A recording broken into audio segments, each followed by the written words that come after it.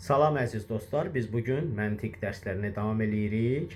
Yenə səhifə 22 məntiqdə sözlə bağlı bəhslərin xüsusiyyətləri haqqında danışacağıq. Deməli, burada sual oluna bilər ki, məntiqdəki söz bəhsləri ilə filoloji bəhslər arasındakı fərq nədir? Filoloji, yəni dilçilikdə olan sözlər barəsində olan bəhslərin məntiqdəki sözlə bağlı olan bəhslər arasındakı fərqi izah etməyə çalışacaq.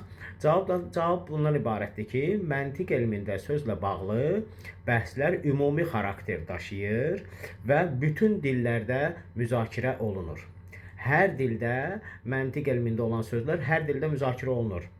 Hər kəs məsələn sinonimləri hər dildə sinonimlərin mənası eyni mənadadır. Fərz eləyək. Məntiqdə olan sinonimlərdən danışırıq.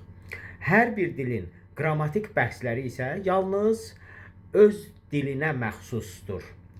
Amma dilçilikdə isə hər dilin özünə məxsus qrammatik qaydaları var və həmin dilə məxsusdur. Başqa dillərə məxsus deyil. Ola bilər müştərək bəhslər olsun, müştərək qrammatik qaydalar olsun, amma bəzi hallarda, bir çox hallarda hər dilin özünə məxsus öz qrammatik qaydaları var. Və onun qaydaları başqa dillərdə müzakirə olunmur. Məsələn, deyir ki, məntiqdə söz bəhslərindən biri sayılan sinonim. Sinonim nədir? Bir neçə sözün eyni mənada olması mənasını verir sinonim. Bu sinonim mövzusu dünyanın bütün dillərində var. Hər dildə sinonim mövzusu var. Amma məsələn, ərəb dilində muzafun ileyh məcrurdur ifadə qaydası heç bir dildə yoxdur.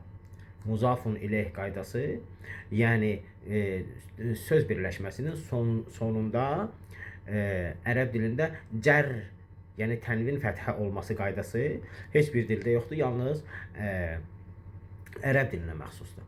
Amma indi məntiqdə biz həmin o sözlər haqqında danışanda görəcəksiniz ki, bu sözlər ümumilikdə bütün dünya dillərini əhatə eləyir və hər dildə bu mövzular müzakirə olunur və hər dildə bu məntiq, yəni ümumi beynəlxalq bir elm olduğu üçün, belə deyək, hamı eyni səviyyədədir. Növbəti dərsimiz inşallah dəlalət bəhsi olacaq. Onda gələn bəhs danışarıq. Sağ olun.